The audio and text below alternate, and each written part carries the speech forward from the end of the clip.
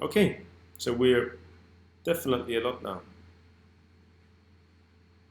Um, okay, I'll try to record this session at the same time, and then I can post it for you guys afterwards as well. I think that's nice for you guys. Um, yeah, but now we'll just wait. I guess we should be around 120 before we should get started.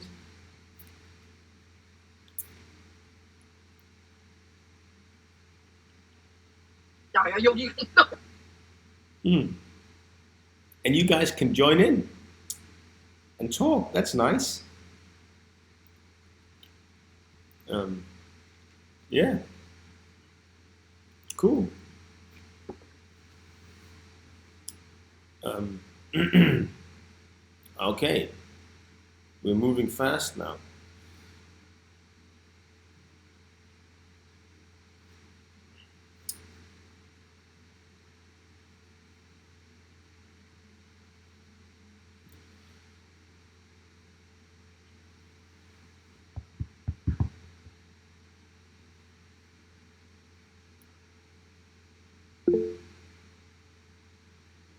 Oh, yeah, of course. Thank you for asking. I'll post it on YouTube. That I think that's the easiest for all of you guys, and I mean it's gonna be a very long video, and I'm not gonna edit it a lot because it just takes so long time to edit a video this long. So more or less rough, I'm just gonna put the whole session on my YouTube channel. I don't know if you have a link to it, but else I'll send the link. Uh, I think that would be nice as well for you guys to have that.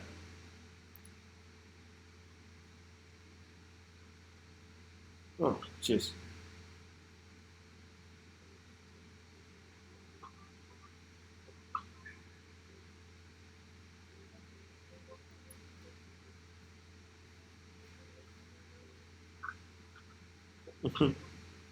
Okay, when I don't know if you know, but when you're asking or writing me something in Vietnamese, I don't understand. So I can't answer those questions. Uh, but you can just go on. No. Should we say when we reach 100 that then we'll get started?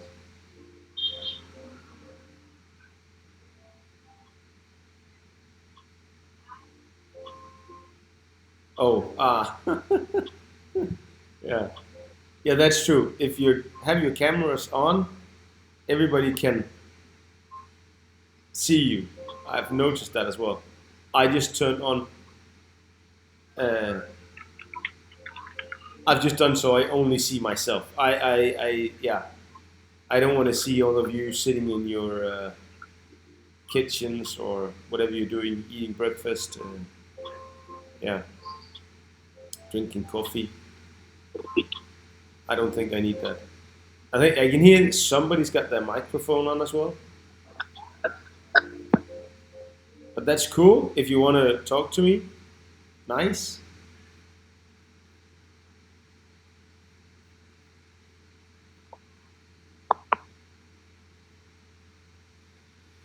Okay.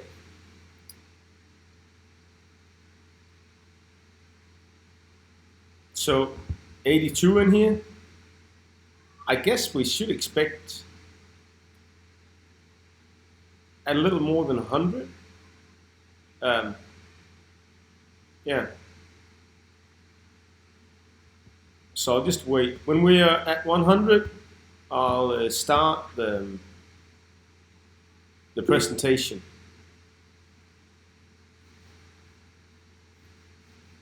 we're going a little bit up and down. I can see somebody's leaving, and then I hope you all know what you're doing.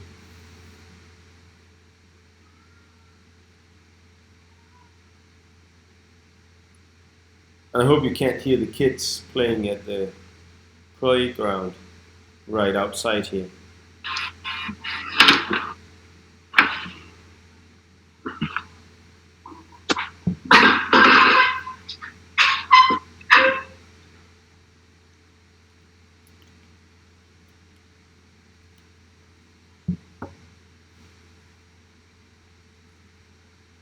Um,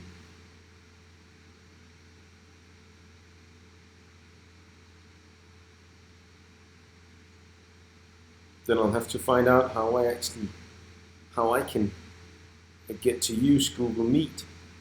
This is quite nice. This works exactly like Hangouts used to work. Thank you very much. Oh.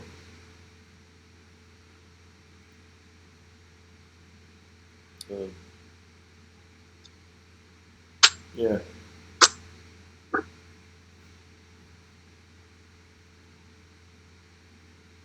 I I really hope that we're gonna go back to school on Monday, but I doubt it. Uh,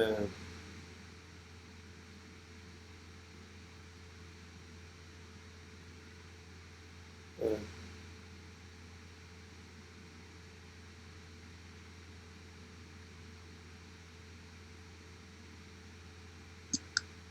okay, so just I don't know if we should just get started. It seems as if we're like settling on around uh, 89 here, people in here.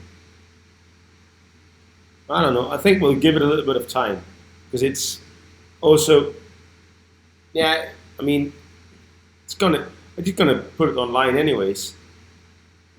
But I think it would be nice if everybody would be able to join in and watch it, and then you can ask.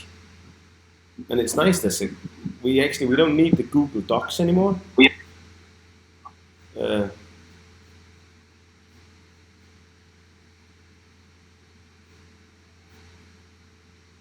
yeah, we don't need that anymore actually because you can just write in here. Uh,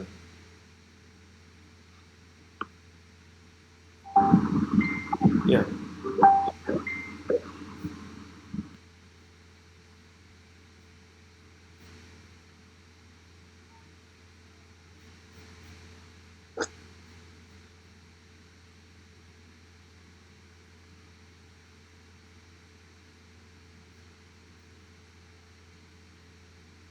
Mm. Yeah. Are other teachers using Google Meets as well?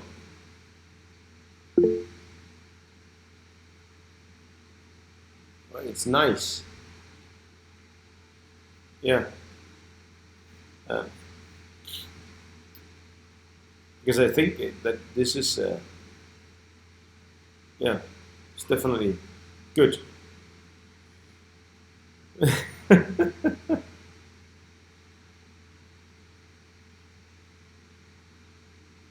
Thank you. Okay. Okay. 93. I think that's enough. So let's get started. I'll try to see if I can. Um,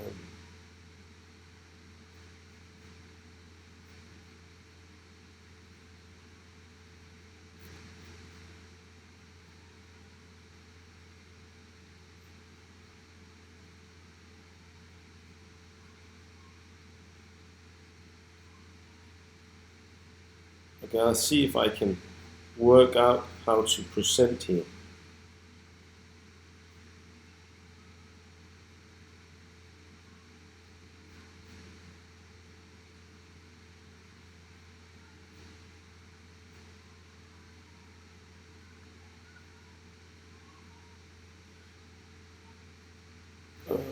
Boom, boom, boom.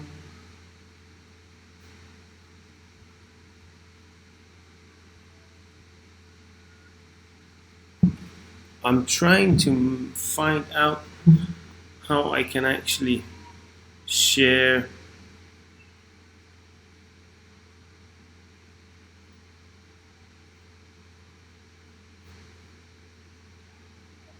Oh, maybe this is better. Ah, yeah.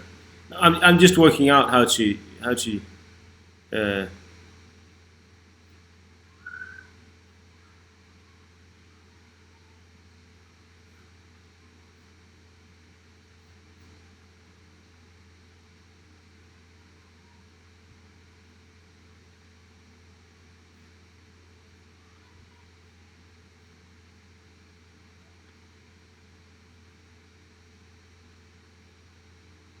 I guess now you should be able.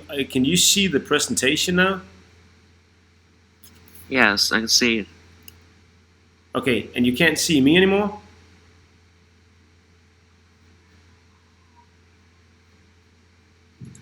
Yep. Oh, actually, we can still see you. You can still see me, and not the presentation.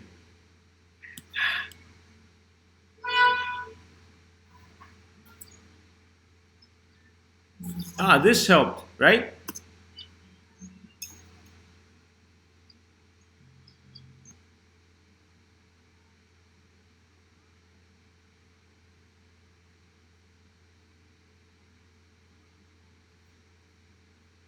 Yeah. Now I think you all see the slide, don't you? Yeah. Cool. That really works. Fantastic.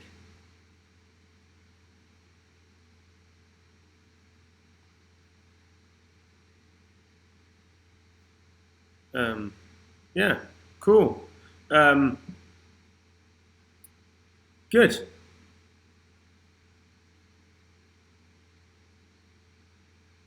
You're still looking at me?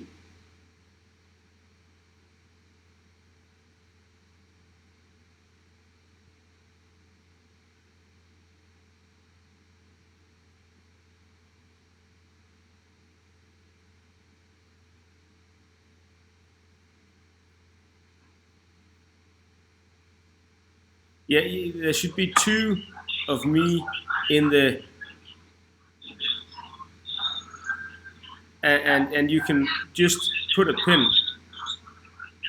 Uh,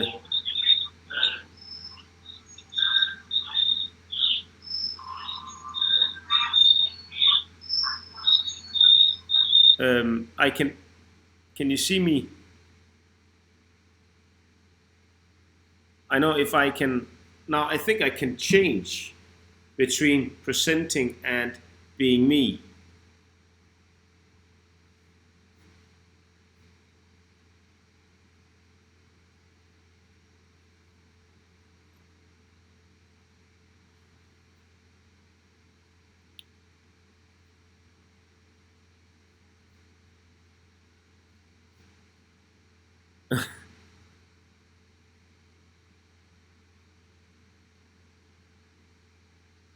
Exactly. If you turn on the off, that's of course true. If you turn off the chat box, then you'll be able to see uh, that I have a small version of me your in the corner, and also the presentation. And just put a pin in the presentation.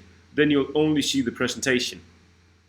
I just want to make sure that everybody is getting this.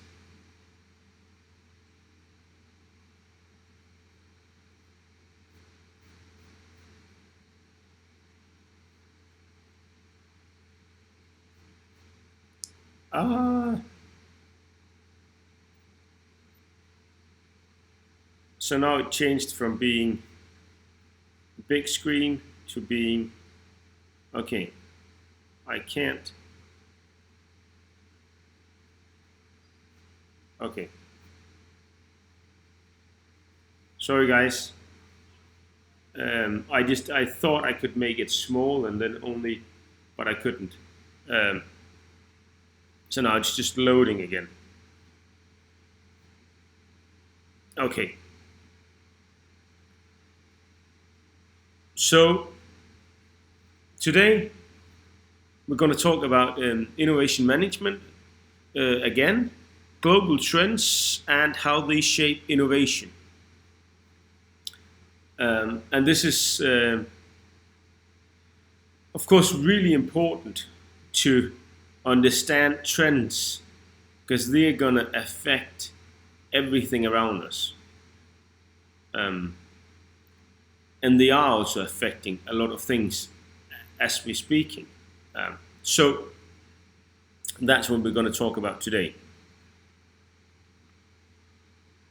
Now, the agenda for today, first of all, we'll talk about different trends, mega trends, macro trends, and micro trends. Then we'll talk about how to spot trends, identification of trends, analysis of the effects, and analysis of the implications. And here I also added to you, and you can see that we're going to go through that later. I didn't put that in the agenda. Just a small thing. I want you to know and use Google Trends. I don't know if did you use Google Trends before? Any of you? Just give me a thumbs up or something like that if you know it, or if you don't, just, yeah. But that's really a nice tool. Okay, cool. So have you used it in school? Google Trends? Okay, cool, very cool. Okay, so maybe it won't, yeah. Then we'll just go through it really fast because then if you already know it and if you've already been taught in how to use it and what it's being used for, then of course it doesn't make any sense. And then in the end, Gartner's hype cycle. Yeah, so that's what we're going to go through today. Before we go into any of these things, of course, we need to define what a trend is. Because else we'll just end up saying that everything is a trend because it's something that's happening right now. Yeah, so it's actually hard to find a really good definition. There are loads of different definitions out there. But here, as we can see, it's an assumed development in the future that will have a long-term and lasting effect and change something. So what we want to make sure that when we're looking at trends here in innovation management, we're not necessarily looking at, before I think I mentioned fidget spinners. I mean, we would probably in our daily talk about fidget spinners as being a trend, but here it's not a lasting effect and it won't change anything. So we're not looking at it as a trend here. And that's the important difference here. Yeah. So remember that fidget spinners not so much. But again, it's a gray area. It's not like where the definitions are very they're not necessarily that easy to see when is it actually a trend or when is it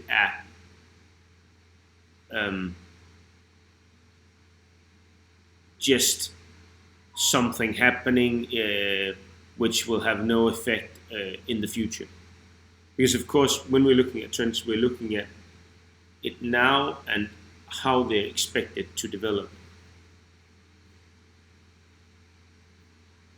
Now, we've got three different trends we're talking about here. Whoops.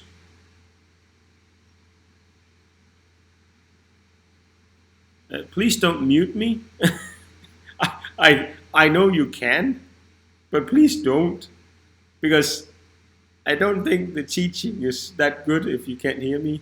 But of course, I mean, or maybe it's better if I'm not saying anything.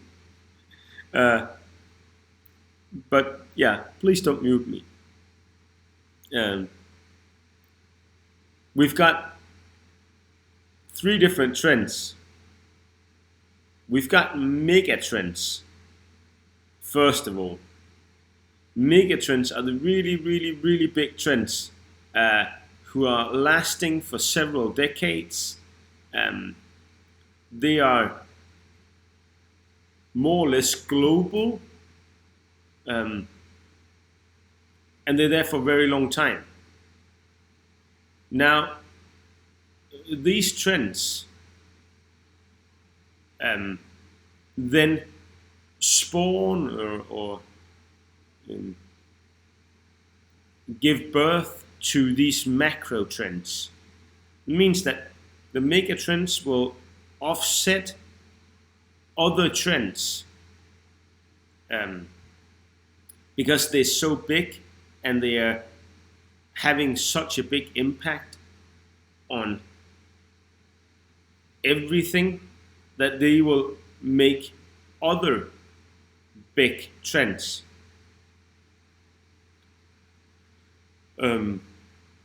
So they'll make these macro trends. The macro trends are still going to last for several years. And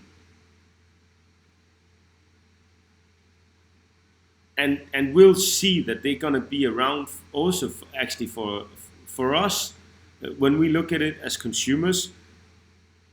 Macro trends will also be around. They might also be around for 10 years. And we'll see that they are also cross-country, and they're also cross-cultural.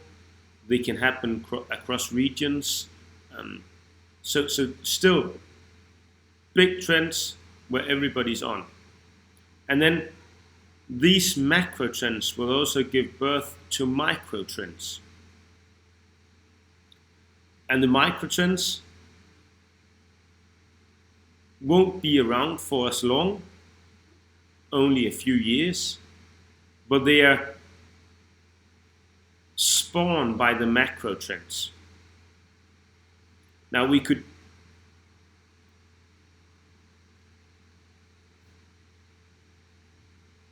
see it, different trends here. Now these are the mega trends.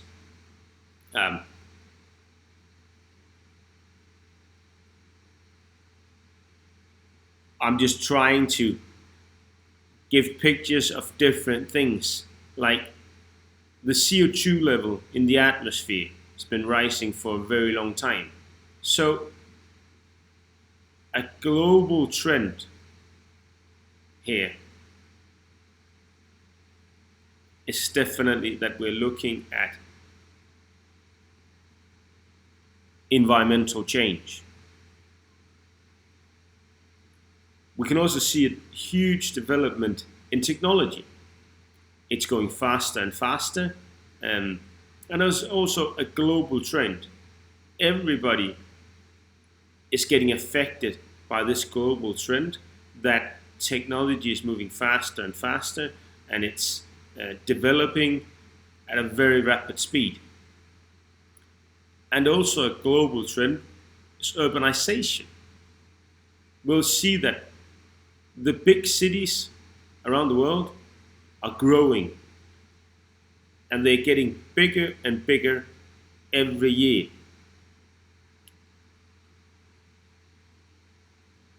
And that's also a global trend. It happens everywhere in the world, from Vietnam to Denmark. Everybody's moving to the cities and moving out of the rural areas. And these are mega trends. They've been going on for a very long time, and they're not expected to stop anytime soon.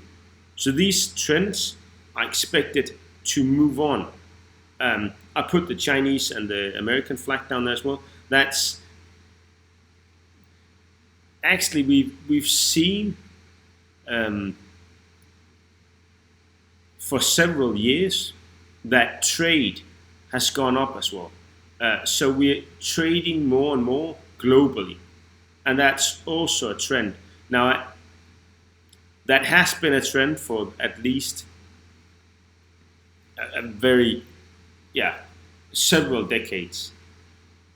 That might actually be looking as if that's turning. A lot of politicians around the world are getting more and more nationalistic, so they don't want to trade as much with other countries. They want to make sure that they're just looking at themselves a lot more. Let's hope that's just a small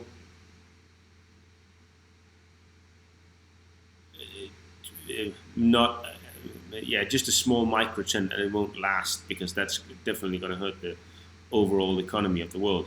And let's hope there's going to be more free trade agreements like the one EU and Vietnam just made. Let's hope for that, definitely. That would be nice. So these are mega trends, and they've spawned all these other trends, which are also macro trends.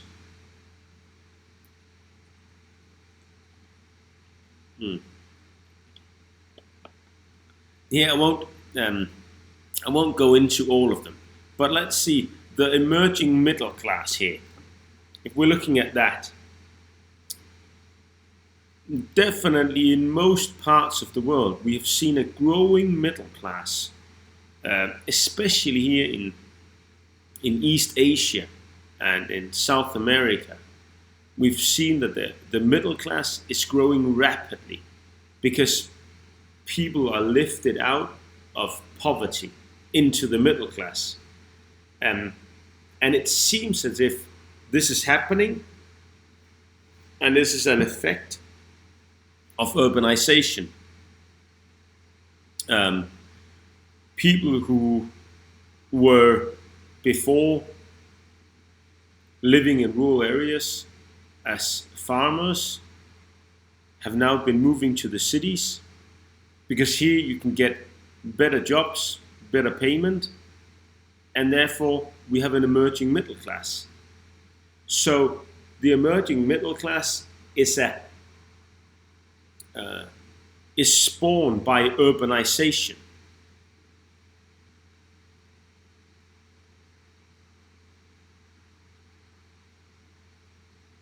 We can also look at a macro trend where we can see the world is aging. And why is the world aging? Why? That's of course really, really interesting. We can see a macro trend that everywhere in the world we're getting older and older. And this, I mean, I can't be sure why 100%, but we could probably link this trend to technology, because the technological changes have made it possible to be better and be faster at creating medicine. And therefore, these newer, better medicines will simply keep us alive longer. And this, of course, will then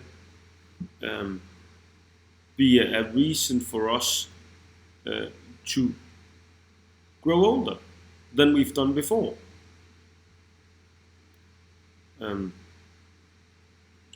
We can also see that there's a bigger and bigger gap between the rich and the poor. Now, that's also a global trend. And that trend, I mean, again, I can't be sure. You need a lot of analysis to be sure what has actually spawned that.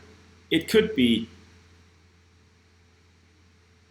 also technological trends. So basically, you can see that because a few people have been able to develop some technology or use the current technology very well, they are going to be very, very, very rich. And then you'll have a bigger gap between rich and poor.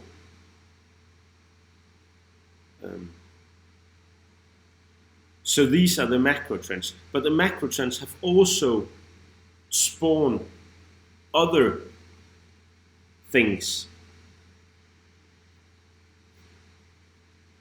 So they've spawned other trends here. Now we're looking at micro trends. So these are smaller trends spawned by macro trends. You can see that if we look at piercing pioneers here,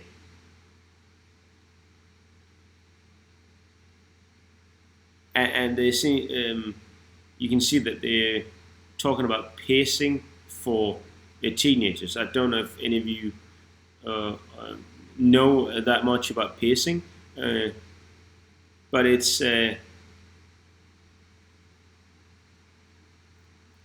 that's apparently also a micro trend. And why is that then? Well, it's probably something first spawned by urbanization. So we're all moving in to these big cities, and then we're starting to look like each other.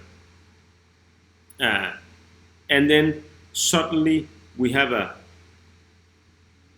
lot of families who've now, because of urbanization, they've become middle class. And then this middle class, the kids of the middle class want to stand out. They suddenly have opportunities the parents didn't have. They want to show that they are something else. They want to show that they are individuals in themselves. And this creates microtrends like piercing pioneers or the young nativists.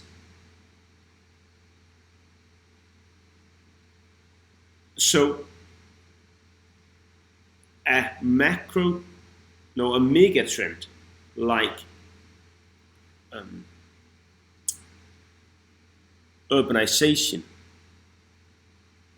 is now a grandfather of piercing pioneers and of young nativists.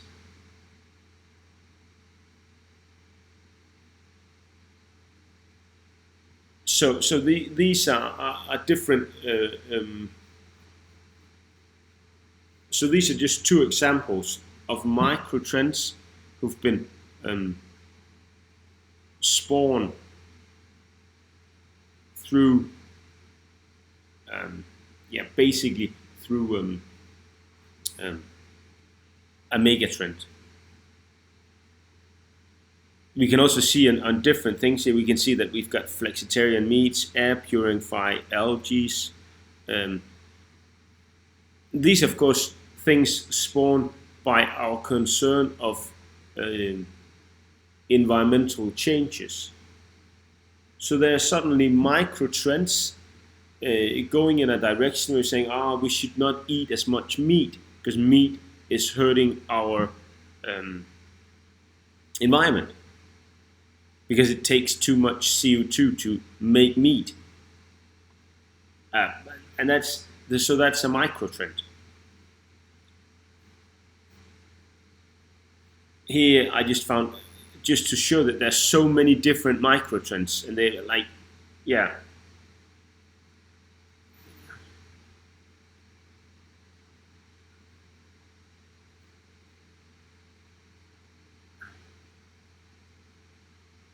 We've got even more here, a micro trend, eco clubs, where you're trying to make the clubs more friendly, environmentally friendly. Also, hotels, ecotel evolution, where we're trying to make the hotels more friendly to environment. Um, and then on the other end of the palette here, we've got this.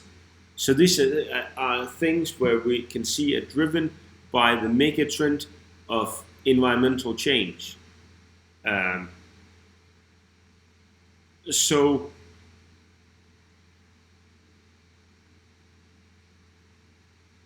that has driven to these micro trends. Um, we can also see on the other side that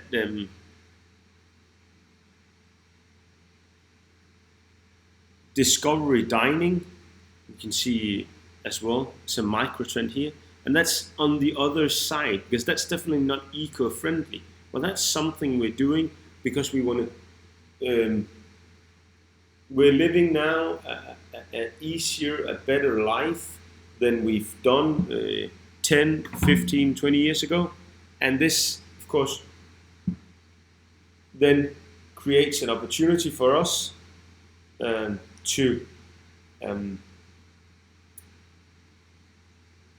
do other things.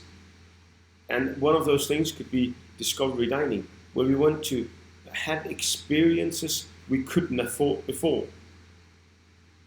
So at one point, we're really trying and we really want to be eco-friendly, but we also see a lot of other trends are actually moving in another direction where they're not eco-friendly at all. They're more looking at trends, micro trends that are giving us specialized experiences. And these are the different micro trends. Now, why are we then even talking about this? And I'll just see if I can. Do you all see me now? I hope so. So why are we talking about these different trends? Now, of course, it's important for companies to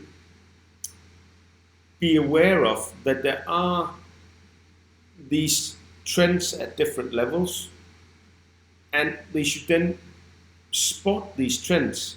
And not only because we're all aware of these mega trends, we all know them, but what we don't know is probably the micro trends, like pacing pioneers. I never heard about that before I started looking into trends. What are the newest micro trends? I didn't know because it's far away from my world. But for companies, it's quite important because there might be trends out there that can have an effect on them. And they're not necessarily something that you'll see. So therefore, it's very important to look at different trends. Now, if we're moving on, then this is then here where I wanted to look at Google Trends. Now, I just think it's now let's just see how it's going. If it's taking a lot of strain on the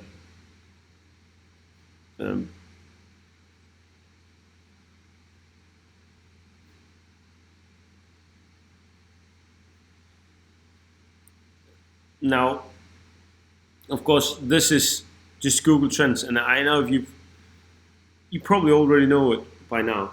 These are the topics that have been trending, and of course, what's important here is that when we're looking at this, it's important to notice that even though Google is he saying this is trending in 2019 in Vietnam?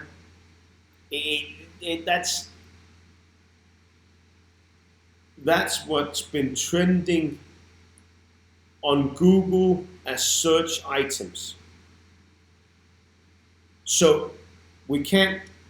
It might be very close to the reality, but it's still what we searched on, right? It's what we're searching on. So there is definitely a statistical bias here. Now, just to make me be able to actually follow something, I'll go into the global instead. What has been trending globally?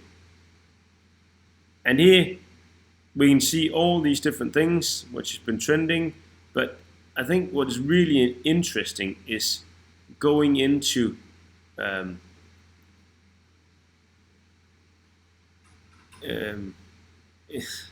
is going into the trending searches.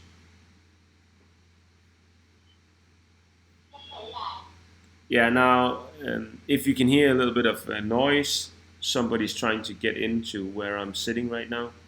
Um, and I'll just go into these real-time searches. You can see different things, what's happening in the US, but we can also explore topics. And that might be where it gets really, really interesting.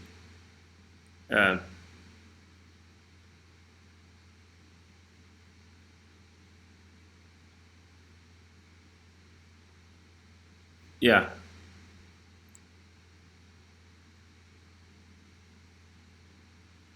We can see since the coronavirus has come out, this is definitely the biggest thing which is searched on right now. And I mean, that makes perfect sense in my eyes. I mean, let's face it, it is a severe problem in the world right now.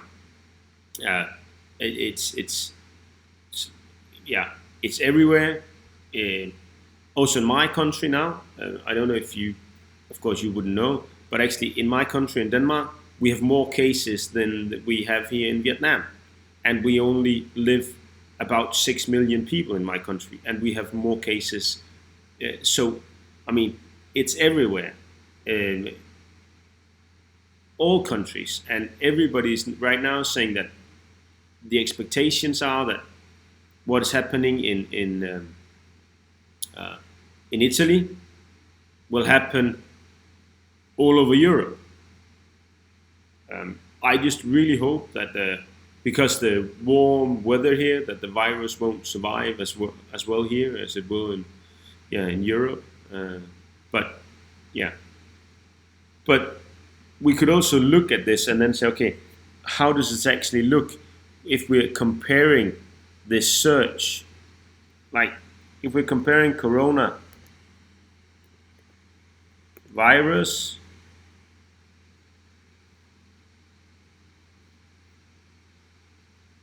we can see that, okay, it's been searched a lot upon. It's definitely the most searched item in Italy, also in Singapore, Switzerland, Ireland, France. But let's then just to compare it to something which is very far from what we would normally compare the coronavirus.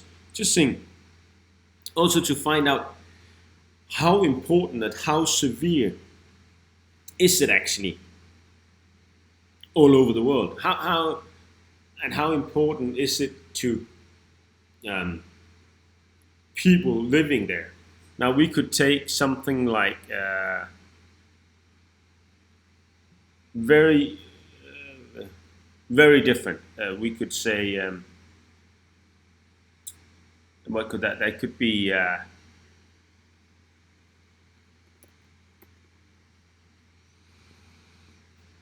let's say Liverpool.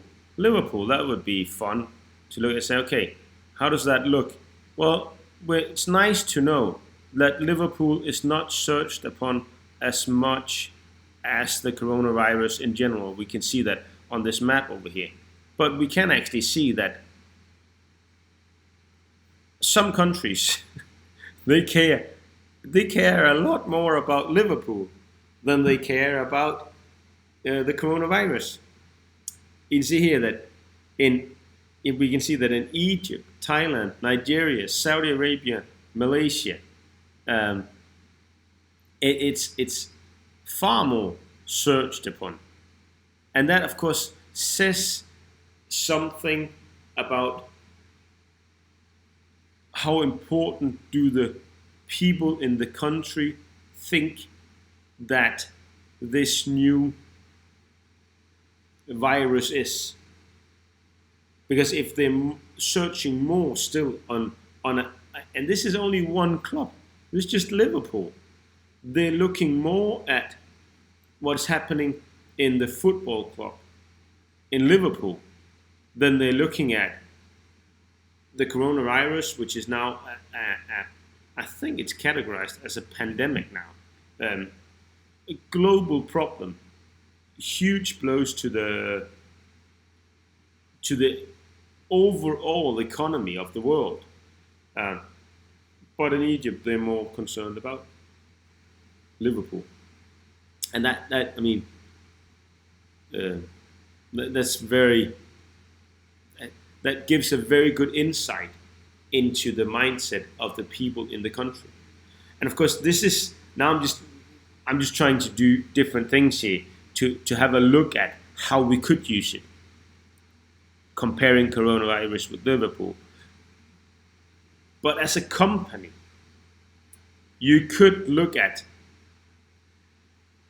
topics within your own area, and then you'll always find out, okay, people are searching on it, and but then you should definitely always try to compare it to something where you say, okay, how does this then compare to something else? Like, if I was a company selling hand sanitizers and these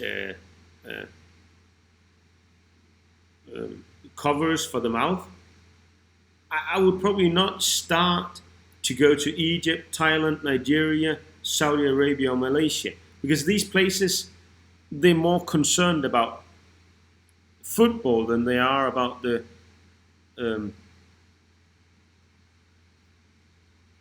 than they are about the coronavirus. Now, if I would instead look at the coronavirus, I would probably go to these places, and I would say, okay, maybe the United States would be a nice place to go, big place.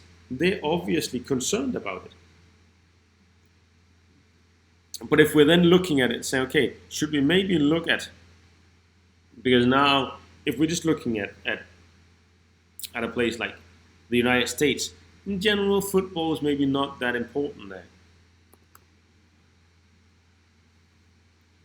So what if we compare it to football, or to the NBA? Now, NBA, that's of course basketball. We can see here, over here, that actually NBA is more searched upon in North America in general, not Mexico, but the United States and Canada. NBA is more searched upon than the coronavirus. So again, we can use this tool, Google Trends, to look at it and say, okay, at first glance, yeah, they are searching at the coronavirus, but in general, they're still not that. They do still not care that much about it, because they're more concerned about basketball than they are about the coronavirus. So this is how you can really use this tool.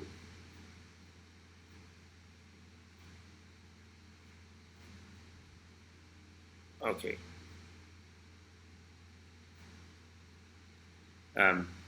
So that was spotting trends and identifying them with Google Trends. And of course, again, important, if you're a company, use the right topics and whenever you're using Google Trends. That's definitely the way to use it. Um, if you can't make out the right topics, you won't be able to. Yeah, you won't be able to find or to determine if these trends are actually there or not, because everything is searched upon, and it gives you an insight into um, how much or where it's searched on, and that's so it's a tool, very good to use, but you also look into how you're using it, for sure. And the same goes for you guys. Um,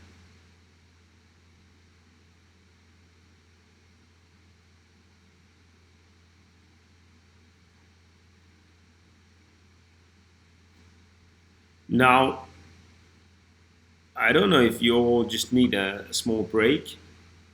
Could you tell me, do you need a break? Or is everything okay? Because, yeah, if everything is okay, then just move on.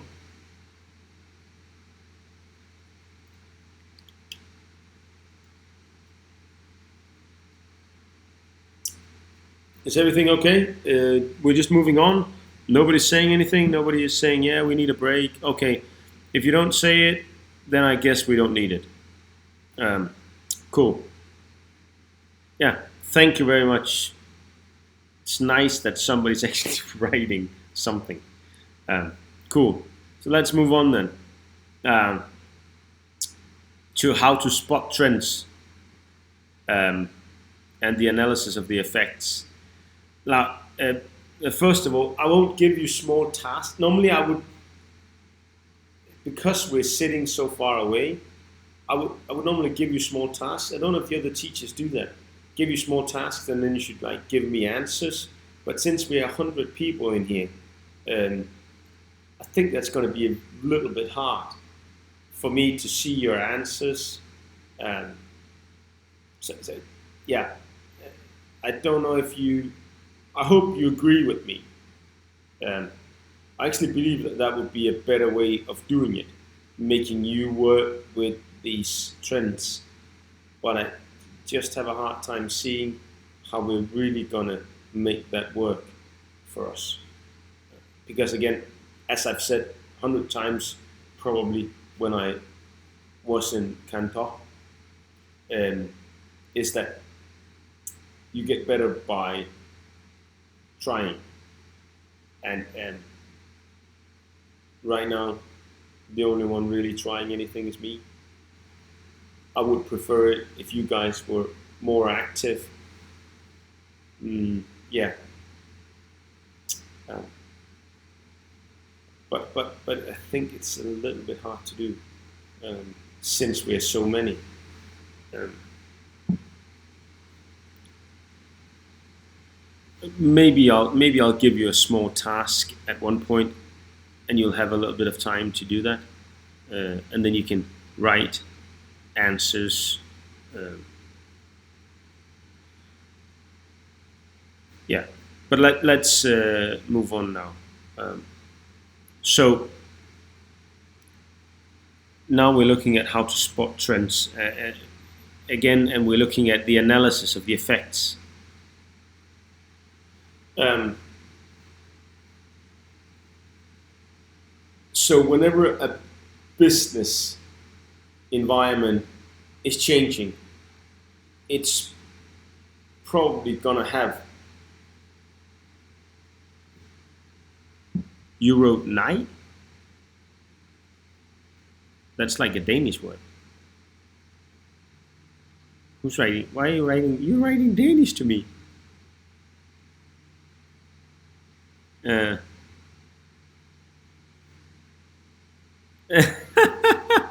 no tasks. Ah, that's nice. And it's funny that you actually found out how to do that in Danish. Uh, ah, yeah. I guess Google Translate can do a lot. That's funny. uh, um, okay, where was I? Uh, so, yeah, I was talking about the business environment.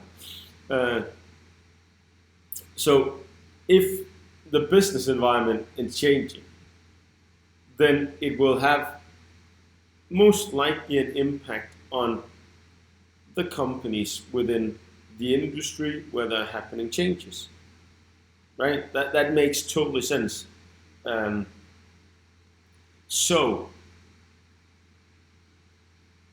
for a company to be able to spot trends and analyze the effects of these, you have to always um, be aware of how your customers are changing, how your users, how the customers, how the suppliers,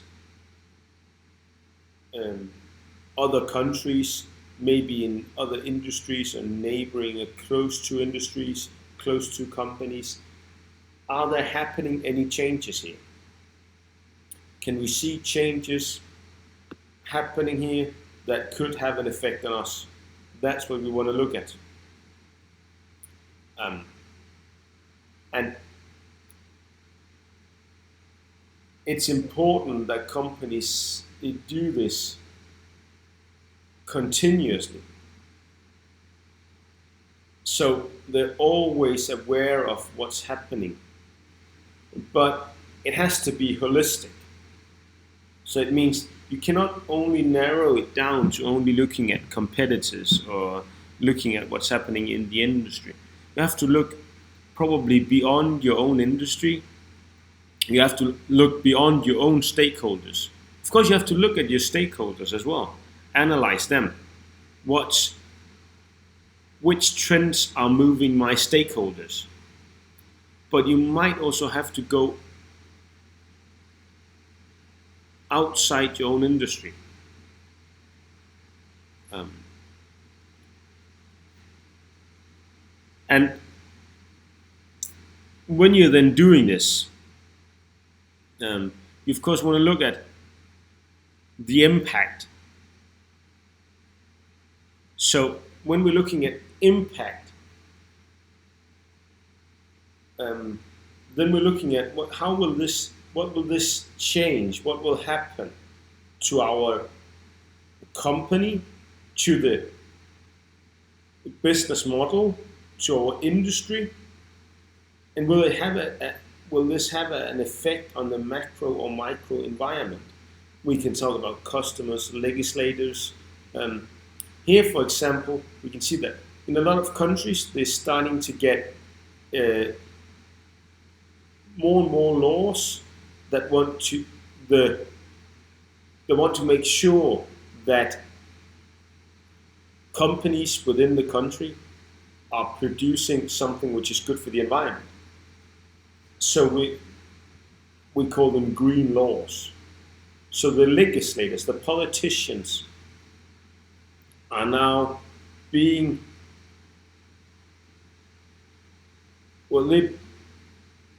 they're being affected by a global trend, and this trend is now turning into being new laws in many countries. And these laws will then maybe have an impact on your business. And then you have to ask yourself, what will it mean for my company? And if you can already see, if you can foresee before it's happening, that this trend is coming, it will have an impact on my company within 2, 3, 4, 5 years, then as a company, it'll be easier for you to adapt. So it'll be easier for you as a company to adapt to this change, because you already have anticipated it, and therefore you've might already started the changes within your company before the legislators even started making the laws. And this is really what we should use these analyses for, to look at the implications and to find out what we should do. And of course, here again, I would have liked you guys to look at trends within different industries. Now, that might be micro trends, but I would have liked you guys to look at that, because there's so many small trends out there, both here in Vietnam, but also globally.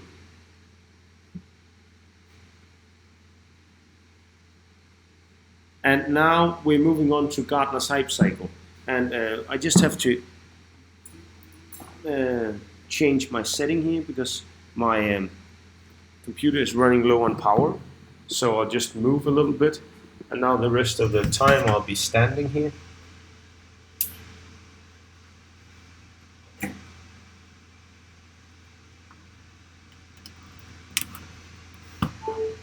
Okay.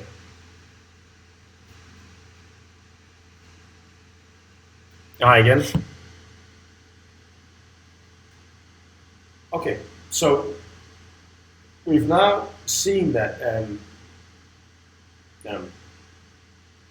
that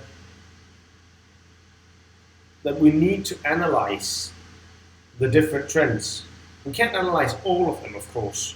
We have to pick out the ones where we are confident or anticipate that they will affect our company.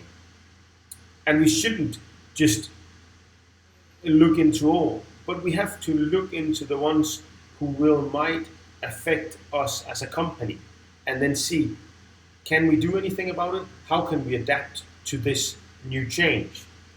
This is really important for companies to do that, and especially now, because the changes are coming more rapidly, and if you're not anticipating it, you might lose out.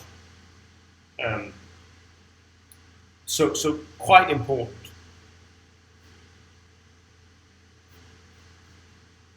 Now, if we're looking at Gartner's hype cycle, and I'll just ask you guys again: Have you looked into Gartner's hype cycle before?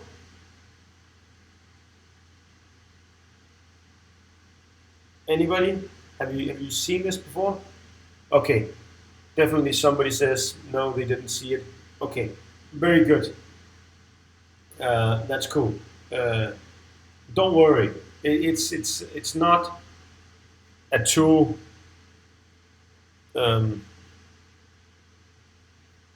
It's not a tool that everybody is using within academia. Meaning, not necessarily all universities are professors using that when looking at trends. In Gartner's hype cycle, Gartner is, just so you know, Gartner is a big consultant company in the United States. And they are every year making a new hype cycle. Hype meaning what is hyped in Silicon Valley right now. So they are looking at what are being invested in Silicon Valley. and they're looking at Silicon Valley because, of course, this is the biggest cluster of technology in the world, for sure. It's bigger than anything else in the world on technology. So the biggest technological cluster, they're looking at saying, what are we, or what are the companies um, investing in, and thereby saying what is really, really hyped right now in Silicon Valley. Um, we can see that they identified 5 different emerging technologies. So the augmented human, um, and the different things beneath that. So new technologies, it means it's not totally new technology, but it's coming around now. Now it's starting to, so it's been around for long enough to now seeing, okay, now companies want to get into that, to the augmented human. Then they've also seen that there are digital ecosystems. Um, and to be honest, uh, I yeah, these digital ecosystems, I've actually never heard anything about them before. So a very new technology, very interesting. Um, Sensing and mobility, um, also an emerging technology. Post-classical compute and comms, so it's 5G, um, and other things here, nanoscale 3D printing, very, very small 3D printing. Um, yeah, for example, I think they made robots, small robots, who are so small that they can be injected into our bodies, and then they can uh, take out uh, stuff from our veins that might give us problems. So nanotechnology that can be used in as medicine. And then there's advanced AI and analytics. Uh, and again, all of these things are new emerging technologies. These are trends for 2019 because we don't have anything for 2020 yet. Now, what Gartner's hype cycle, if we're looking at the hype cycle over here, we can see it moves quite distinctively. So we can see that we've got all of these different topics: flying, autonomous vehicles. So yeah, it's not cars, but flying things that don't need to be driven or flown by anybody. Um, so they are flying themselves. Uh, that's something, and as we can see, um, it's got a white dot to it, so it's right here. And if I look correctly, there's a white dot here. This is the flying autonomous vehicles. And then we can see down here that means that it's not expected to really be anything within the first decade. So it's going to be more than 10 years to reach the plateau of productivity. The same goes for autonomous driving level 5 here. Just to mention something we might also know something about. So all of these different things. Now there's of course a lot of yellow dots here as well. Then there's like augmented intelligence, 2 to 5 years, 5G, 2 to 5 years. But as you can see, there a lot of them are either in the innovation trigger or peak of inflated expectations. Now, this means that up here, we believe more or less that they're gonna do so much new. They're gonna be very, very important to our whole. Yeah, they're gonna be important to everything. These technologies, we basically believe that they can do a lot more than they'll actually be able to do, because we're at the peak of inflated expectations. We have expectations to these technologies that we might never see.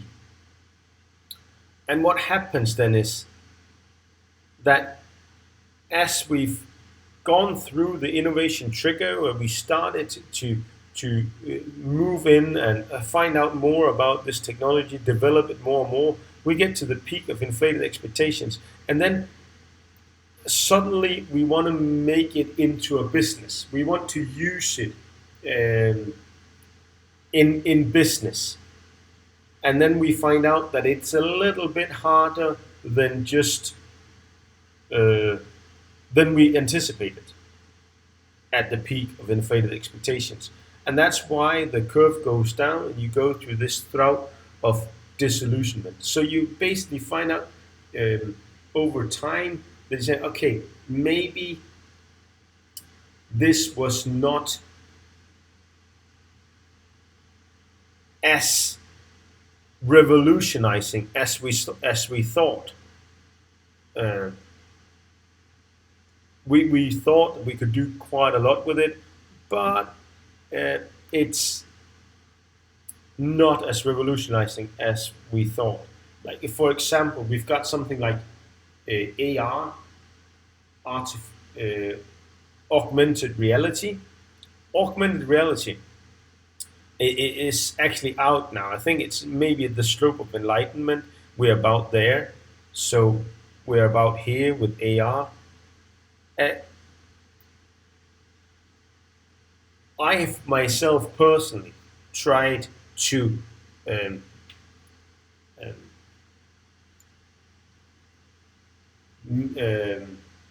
to develop something with my partner in Denmark.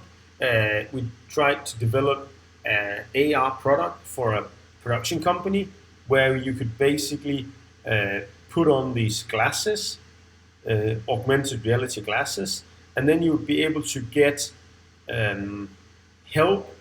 Now, they had a production facility both in Denmark and the United States, so you could get production. You could get help to make sure that the production wouldn't stop in the US from experts in Denmark, and they could see what you see, and they could give you then online through these AR glasses help. Now, we were sure that we could do this, but we could also see that the cost of making it was way too high. The company just couldn't see the benefits since it would be that expensive. So even though it's possible with the technology, because it's so expensive to use and develop these technologies, you'll find out that getting to the plateau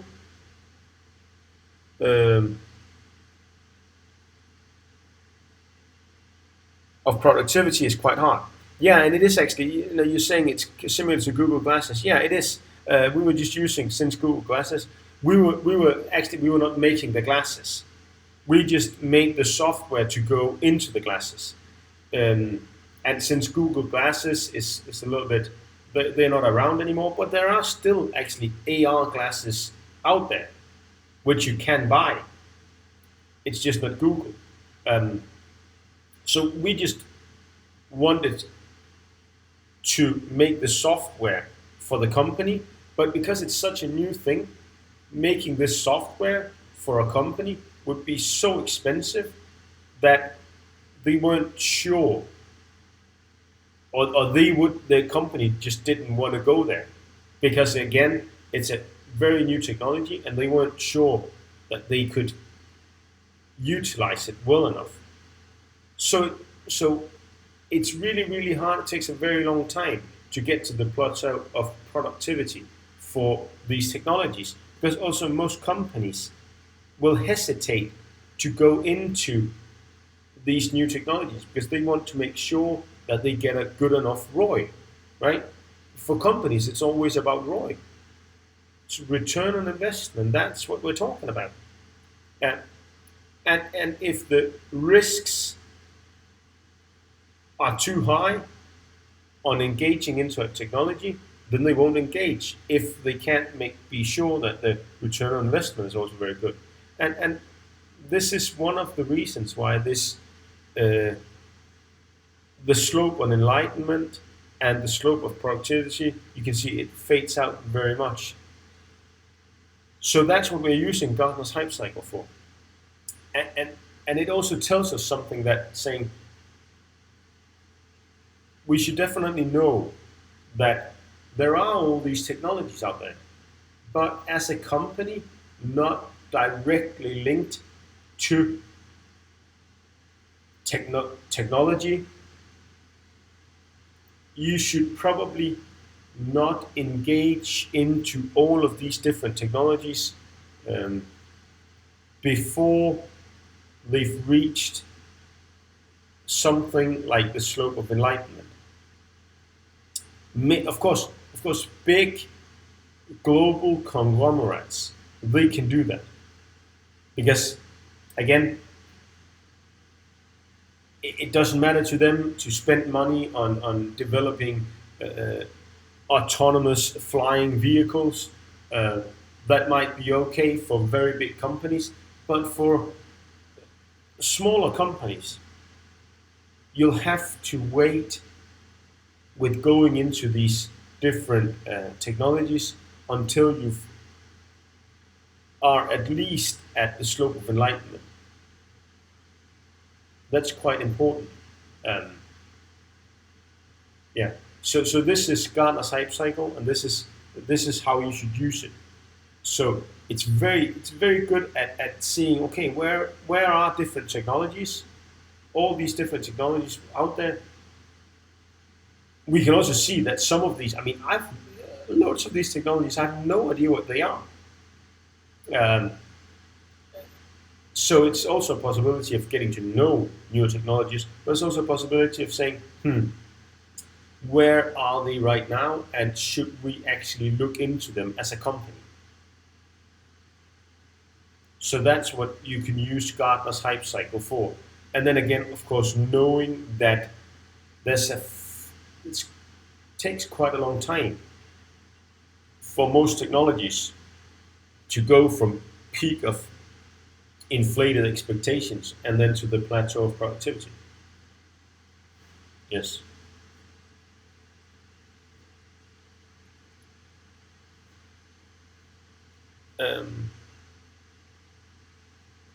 And that was actually the presentation.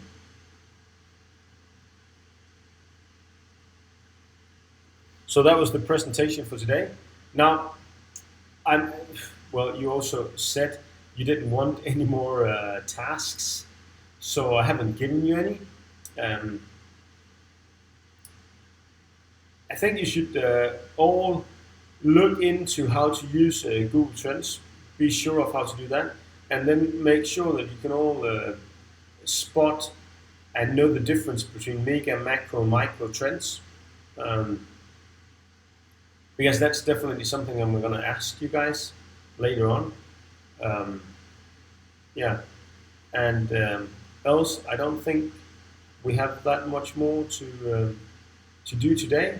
I'm really happy about your papers. I've started reading them and I'm grading them, and it's really nice. Your reports really nice. Thank you very much. Thank you for handing them in. I'm happy about that. That's knuckles to all of you. Because you're awesome. all of you. So good. Let's see what we're gonna do, because on thank you very much. On the class next week, I was actually planning to do a company case, and I think we're gonna do it. So I'm gonna share a lot of material with you. We're probably gonna do a live session as well again, and then we should probably. I think we have to do something. Uh, I think we have to do something where you are presenting something to me. Yeah, I'm sorry to tell you. And when you're presenting to me, yeah, I know. But I think it's important for you guys to practice, because practice makes a winner. Uh, I know, but maybe we could just I don't know. I don't know if we should maybe we could just make videos. So you could make videos to me, and then share the videos with me. That would also be a possibility. Um, I think that's uh,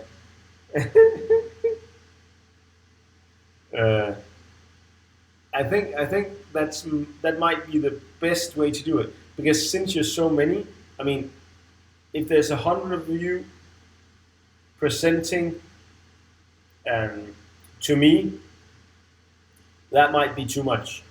So it might be better that we're doing it so you're just making videos and sending to me. Yeah, where you're presenting, and I can tell you that the company case is Lego.